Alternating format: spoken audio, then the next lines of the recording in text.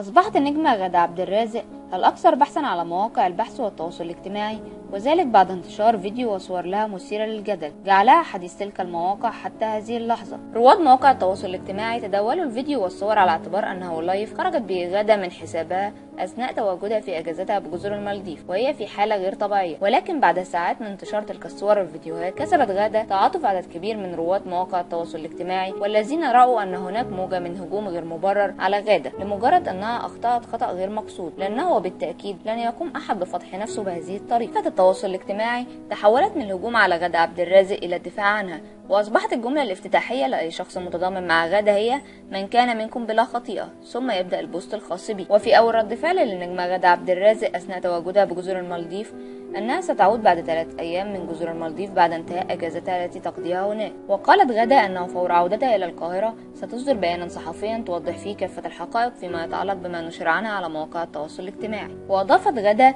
أنها أيضا ستتقدم ببلاغ لأن الفيديو المنتشر لها على تلك المواقع ملفق وغير حقيقي، لأن تقنية الفيديو المنتشرة على مواقع التواصل الاجتماعي يتضمن محادثات مع الجمهور، وهو أمر غير موجود في انستجرام. واختتمت غادة عبد الرازق تصريحاتها بأنها معتادة كل فترة على هذه الأمور، مؤكدة أنها تعرضت من قبل لنفس الأمر في حفل تخرج ابنتها روتانا، ولكنها لا تهتم بهذه الأمور، قائلة "متعودة على كده وما بحطش في دماغي". غادة لم تتأثر فعليا بما قام به رواد السوشيال ميديا المهاجمين لها، حيث نشرت صباح اليوم فيديو لكتكوت يخرج من البيضة، الأمر الذي جعل رواد السوشيال ميديا يفهمون من هذا الفيديو أن غادة تفتح معهم صفحة جديدة. واصلت الفنانة الاستعراضية سما المصري هجومها الذي يحمل نوعا من الشماتة في زميلتها الفنانة غادة عبد الرازق عبر انتشار الفيديو الفاضح، وقالت عبر صفحتها بموقع فيسبوك: "إلى غادة عبد الرازق، وانتي رايحة كنا احنا راجعين". يذكر ان سما المصري اقحمت نفسها في قصة غادة عبد الرازق ونشرت صور ساخرة لها على صفحتها على موقع انستجرام، وعلقت عليها قائلة: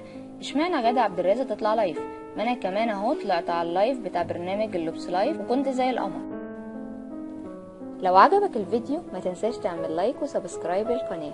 مع قناة رسيني توصلك الاخبار اول باول.